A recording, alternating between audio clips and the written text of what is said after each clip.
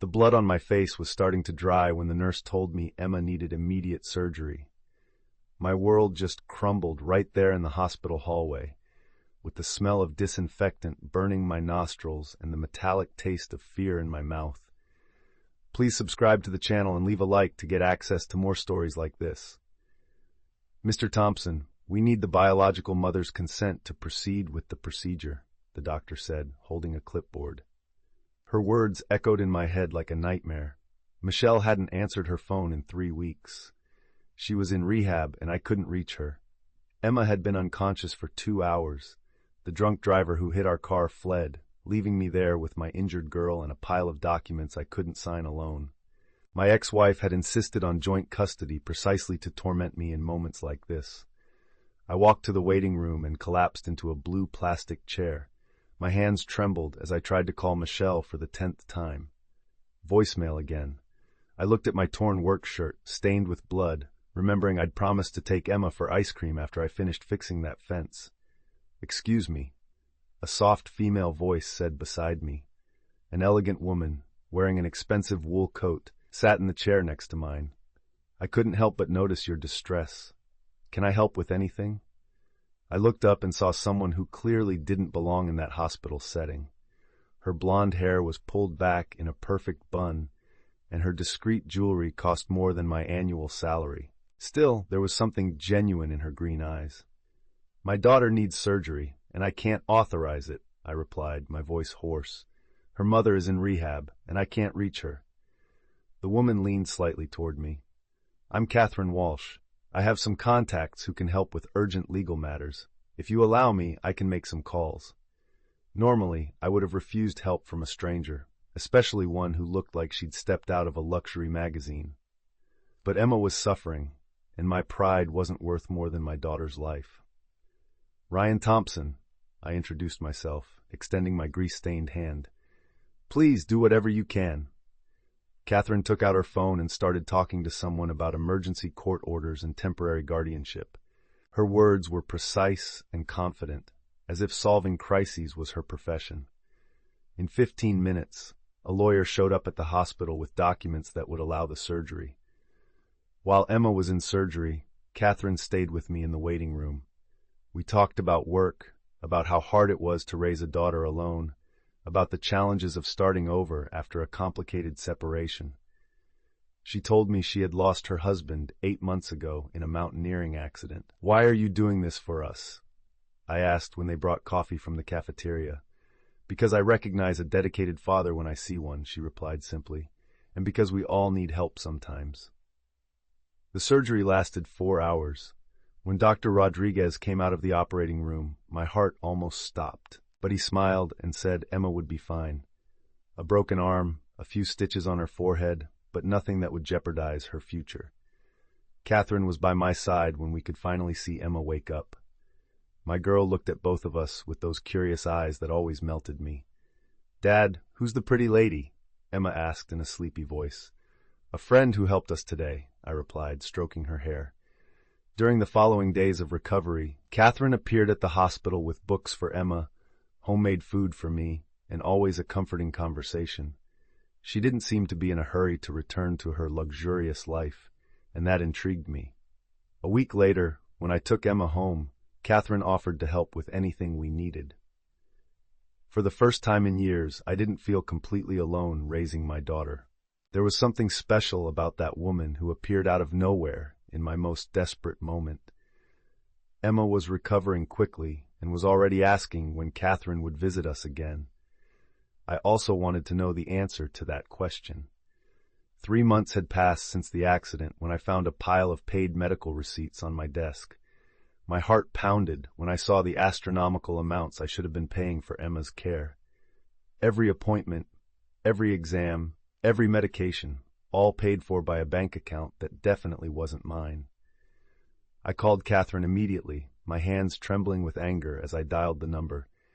"You paid all of Emma's medical bills without telling me?" I confronted her as soon as she answered.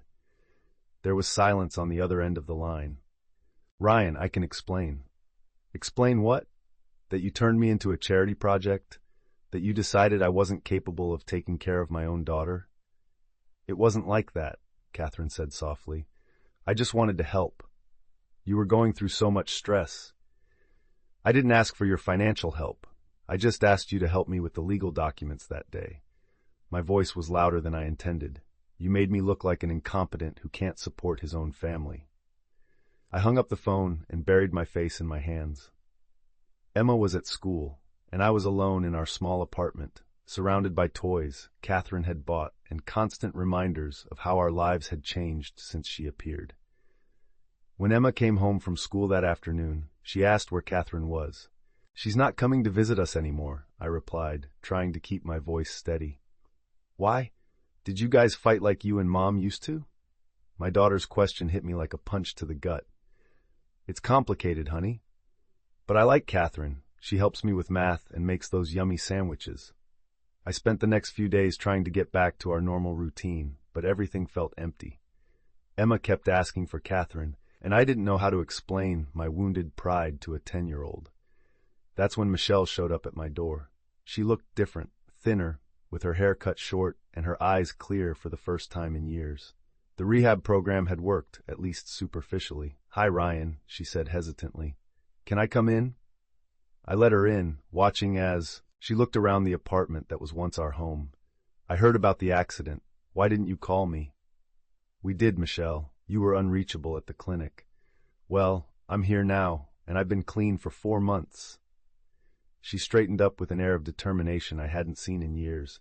I want my daughter back. I felt my blood run cold. Emma's right here with me. With you and your billionaire girlfriend, you mean? Michelle smiled coldly. Yes, I did my research on Catherine Walsh, a rich widow who's playing house with you two. Catherine has nothing to do with this. It has everything to do with it, Ryan.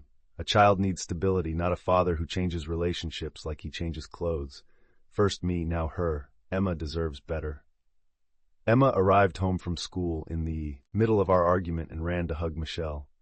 Seeing my daughter in my ex-wife's arms reminded me of how our family used to be before drugs destroyed everything. Mom, are you better? Emma asked, her eyes shining. Much better, Princess, and now I want to spend more time with you. In the following days, Michelle started showing up regularly to pick up Emma from school.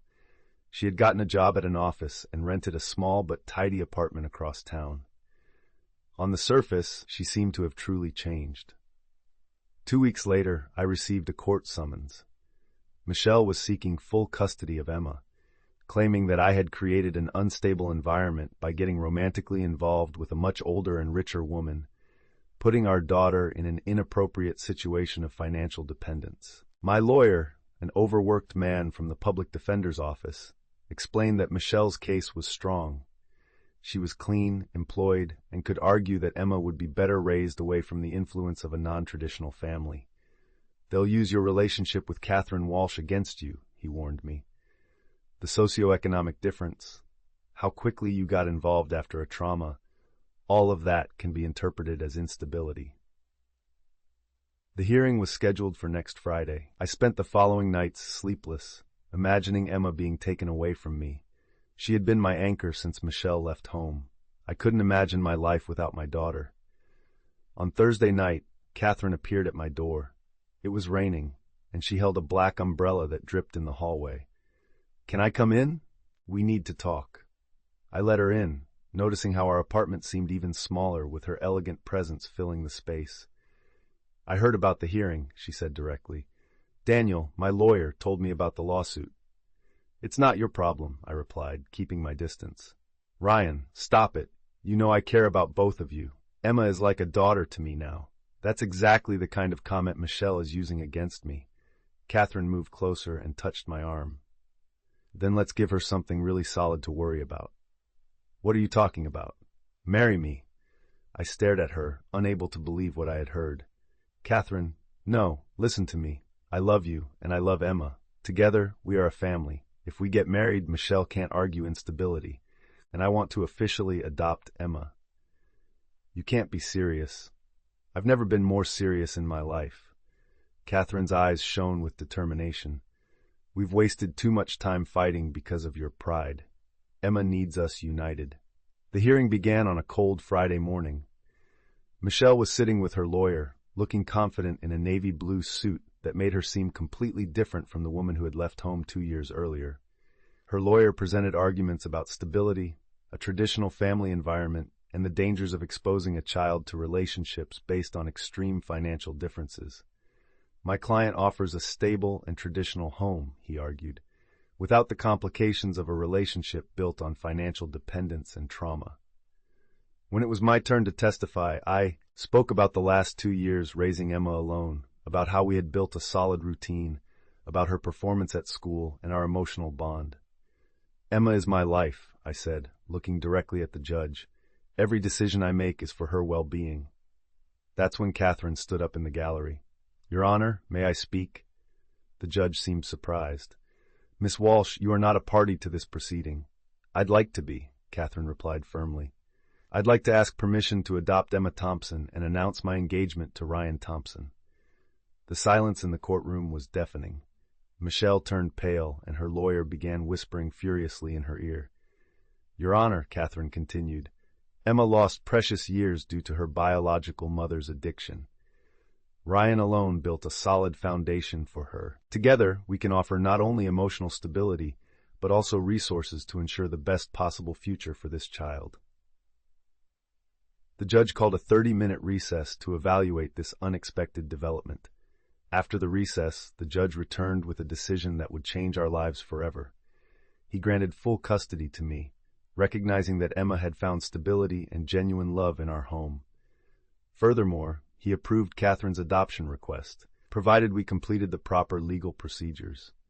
Michelle left the courtroom in silence. For the first time in years, I saw tears in her eyes that weren't of anger, but of a deep and true sadness. She had lost her daughter again, but this time because of choices she made long ago.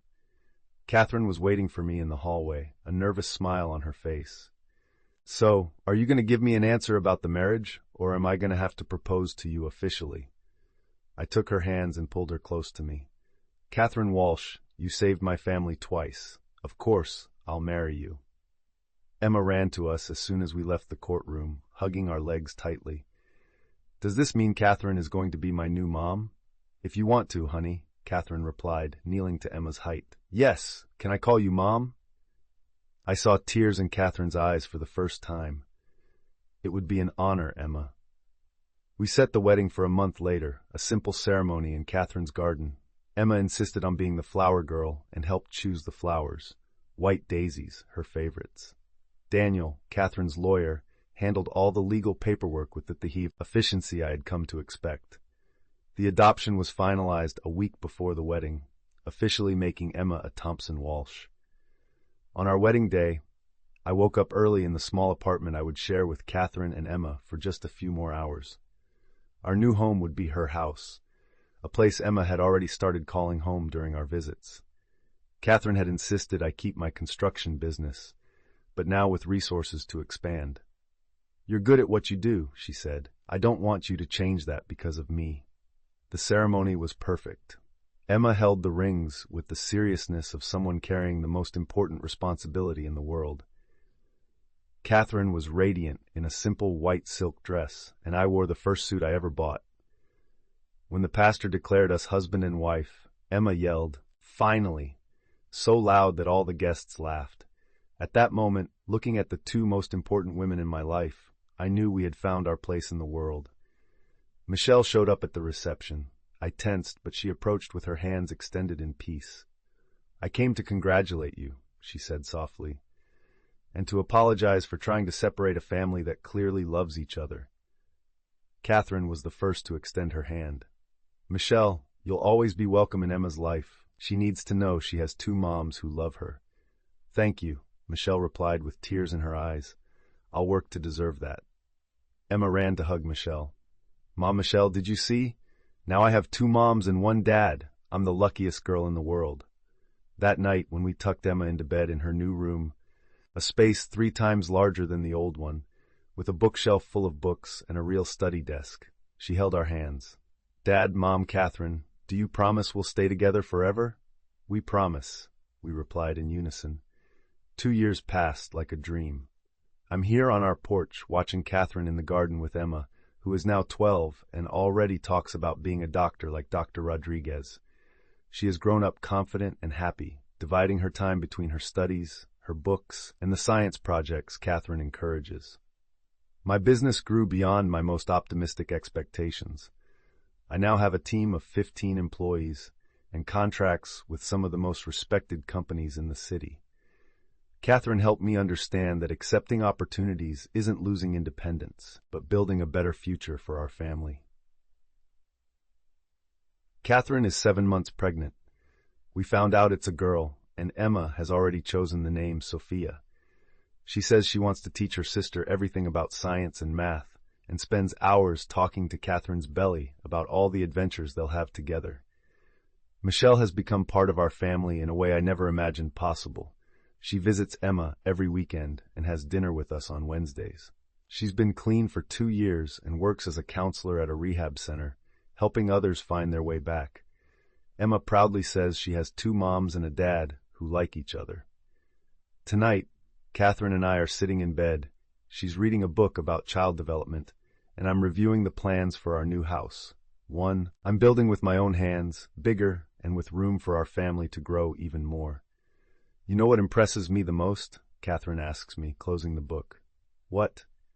How Emma has matured. She has a wisdom that many adults don't. Yesterday she told me that we are proof that God puts the right people in our lives at the right time. I smile, remembering that terrible night at the hospital when Catherine appeared like an angel in my life. She's not wrong. Do you still remember the first time you saw me? I was so nervous to talk to you. Nervous? You seemed completely confident. On the outside, maybe, but inside I was desperate to find a purpose again. Helping you guys gave me that. I take her hand and feel Sophia move in her belly. You didn't just help us, Catherine. You became a part of us. Emma appears at the bedroom door, holding her teddy bear that Catherine bought on the second day they met. Can I sleep with you tonight? I had a weird dream. Of course, honey, Catherine says, making space in the bed. Emma snuggles between us. I dreamed we went back to the time before the accident, but in the dream I was sad because it meant you wouldn't be part of our family, Mom Catherine. And what did you do in the dream? I ask, stroking her hair. I told the dream I preferred the accident because it brought you into our lives. Is that wrong? Catherine hugs Emma tightly. No, honey, it means you understand that sometimes bad things happen for a good reason. Just like Sophia, she'll only exist because you two met. The 3 of us lay there in silence, listening to the rain start to fall outside. In 2 years, our family had completely transformed, but the love we built was as solid as the houses I build with my hands. Tomorrow, Emma has a presentation at school about non-traditional families.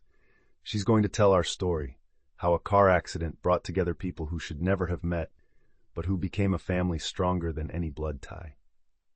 Please subscribe to the channel and leave a like to get access to more stories like this. Catherine falls asleep first, with Emma nestled in her arms. I stay awake for a few more minutes, listening to the breathing of the 2 women who made my life complete. Outside, the storm passes, and I know we face all our storms together as a real family.